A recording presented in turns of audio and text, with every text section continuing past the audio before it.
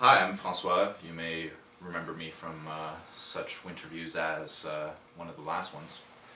Who, who are you? I don't know anymore.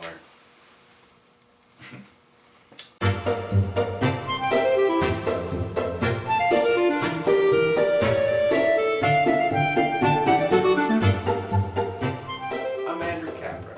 Andrew Capra? Yeah, Andrew Capra.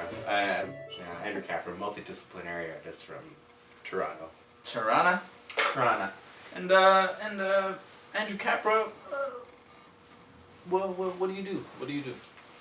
Well, I mean,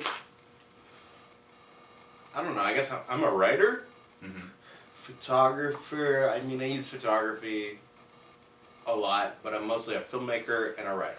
Okay. Yeah. And filmmaker and writer. Those are two, very, very separate kind of entities. So like, why those two things? Well, I think when you really think about it,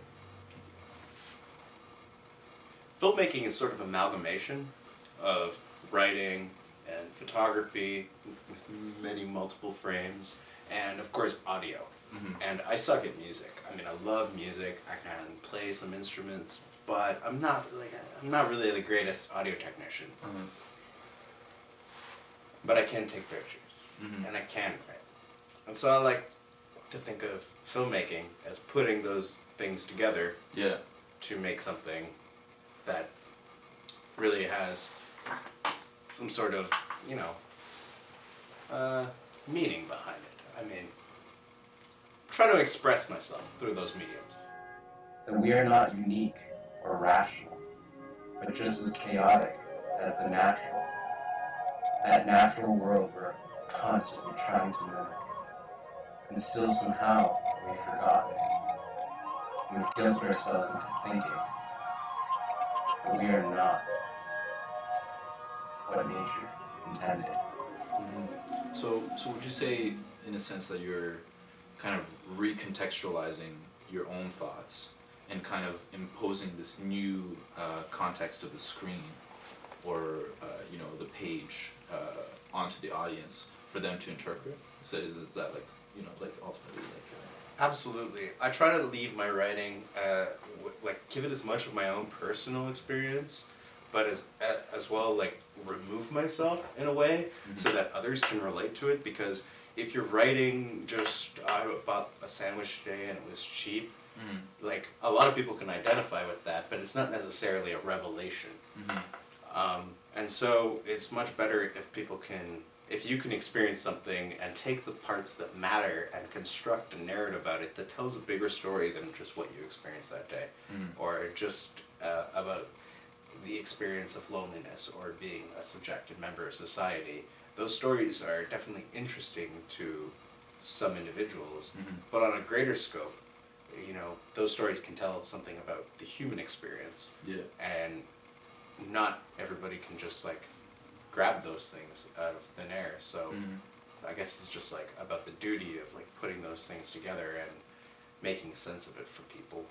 So would you say, in a sense, that you're romanticizing these kind of minute experiences that you're having that are turning into revelations for you, and you're kind of romanticizing them and putting them into a kind of in a sense exaggerated format? Because I've seen some of your work. Some of it's very satirical. Some Absolutely. of it's very romantic. And it gets me wondering, is this on purpose, or is this just who you are? You're just a romantic kind of satirical person, Absolutely. My work is definitely a romanticization of the human experience. And I've said that so many times now, but it's this life that we have to deal with, and we're constantly frightened by the most simple questions that we cannot answer, right? What is life? Who am I? What do I mean? What does it mean to be successful?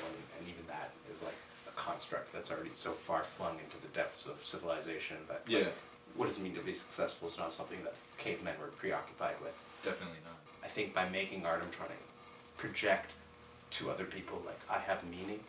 And my meaning is that I'm just as equal as you. Please love me and forgive me for appearing any less. Sizzling in the background, vegetables cling to life on a frying pan. His studio, stacked with personal artworks, records of his enlightenment and devastation, is a tomb of personal creations, left to be a remnant of himself, to be trashed or treasured upon his final exit from the world, upon his final public evaluation.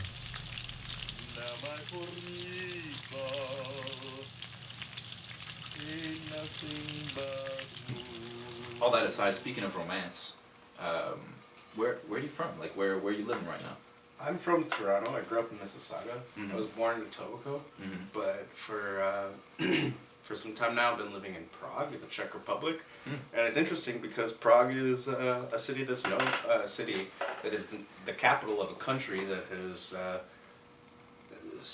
rarely had independence over the last like 600 years, 700, maybe even 1,000 years, and in it. I'm living, like, I go to cafes and I smoke cigarettes in the cafes, Mhm. and I drink really cheap coffee, and I look at girls and I look at boys, and all the art kids are well dressed, but I'm sitting on my laptop, and from what little Czech I understand and from the people speaking English around me, I realize that a lot of the ideas that people have are still, like, really restrained. Mhm. And so, I guess I went there to experience like a different world completely. Like, Yeah. people are growing up at a different rate and building their ideas about the world at a different rate than we are here. And so I just went for that change, that challenge. And from there, I find the necessary piece required to indulge my writing and to indulge my filmmaking and because I know many filmmakers there, and my photography is empowered because most of the things I like are landscapes and architecture, so there's such beautiful architecture there. And then when you use that as source material to fuck around with things, It's probably very old too. Many of it, like, it's so old. In the Republic Square, you have like 7 different styles of architecture, from like Rococo, Baroque, Art Deco, Modernist, Constructivism, Functionalism. It's all there. It's really interesting place. Gothic. Oh. So let me ask you this: do you find a parallel between, you know, what the lens does and what like great architecture does for a physical body? Like for example, like when someone steps into frame, you know, can that or is that experience similar to that of someone who's stepping into, you know, an old church or something, you know, or like an Art Deco building, or, you know, a building from, you know. Well, I think you can walk into a church or an Art Deco building, or you know, whatever, any of these. You can walk into a theater that looks old, but it was built like 100 years ago, and you think it was built 1,000. None of those things really have any feeling until you know what you're walking into. And so you might experience it while you're there, and that, I think, is the most profound one. I think that's the one that, like, we experience as life, is like, holy shit, oh, in fact, that's all around me. But for the most part, if you walk into a church and it's just a beautiful church, you'll be like, oh damn, this thing's old. But then somebody starts to tell you that statue means that and that means that. Or you walk into an Art Deco building and you say, this style of architecture was a huge rebellion against this and that. What are you looking at?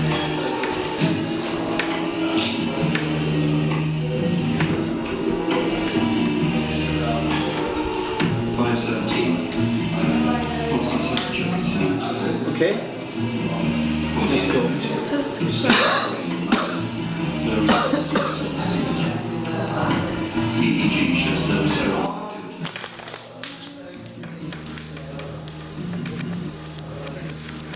So like, what about your recent work? Like, have you made anything recently? Have you been thinking about anything recently? So, like, I do, yeah, definitely. I, like, never stop thinking. But, I mean, I've been making a lot of films where all my films are, like, barring the industry standard sort of setup of people, you know, going to an art school, you're expected to do everything independently. So I just grab an actor and I show them what I wrote, or an actress, or just somebody who can act, human being. Yeah.